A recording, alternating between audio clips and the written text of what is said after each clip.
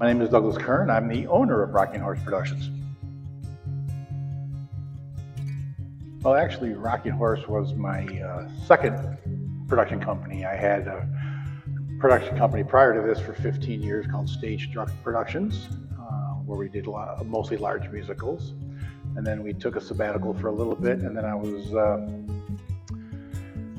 contacted by the executive director of the Opera House at the time, and he says, I need someone to do some comedies, so I put Rocking Horse together.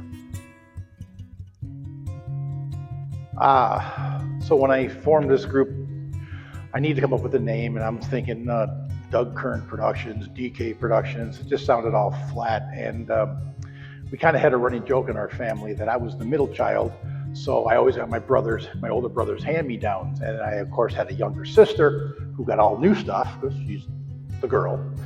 And that kind of became a running joke in our family. I always got the hand-me-downs, and growing up, I never let my parents forget about it. And, it just turned out that, to emphasize the point, I would just tell my parents, I never had a new of anything. I never had a new rocking horse. You gave my brother a rocking horse growing up, and I had his hand-me-down, and you gave my sister a brand new Marvel the Mustang. And it got to be the running joke of the family. Even when I graduated college, my parents went out and got me a rocking horse, but they got it from a garage sale, so it still wasn't a new one. So when we announced that we were pregnant for the first time, my parents showed up a week later with a brand new rocking horse for the kid not even born yet, saying, your kid's not going to go through what we went through. So when it came time to pick a name, it just seemed right to call it Rocking Horse Productions.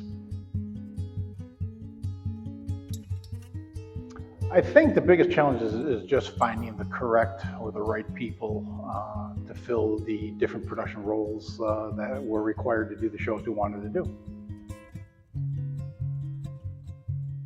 I think when we moved into the meeting house was our biggest challenge. We went from the Opera House, who had built-in everything, tech, lights, box office, into the meeting house where we supplied and had to produce all that stuff ourselves. And I think we did a pretty good job of learning the space and knowing what we can and cannot do here.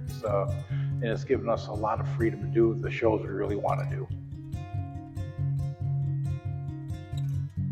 Oh, there's a ton.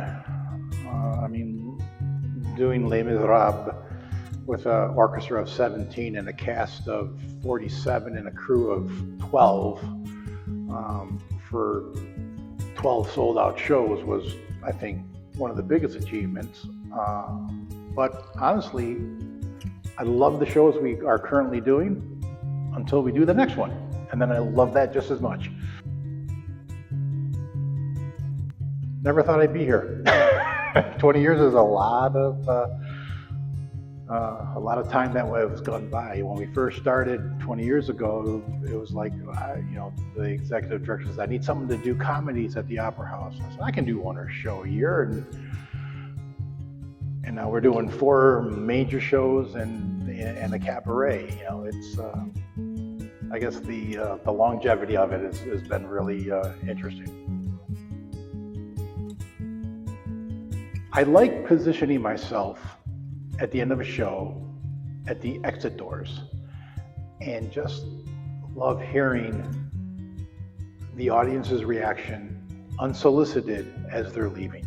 I think that validates a lot of what we do and and gives a lot of positive reinforcement to what we do here. Oh, by far the crew that I've been with. Some people I've been with for all 20 years. Some people have just joined a year ago or just joined for this coming show we're doing. I always say Rocking Horse is not just me, it's the people that I surround myself with, the people that actually produce the shows, the stage managers, the directors, the costume people, the prop people, the run crew, the actors.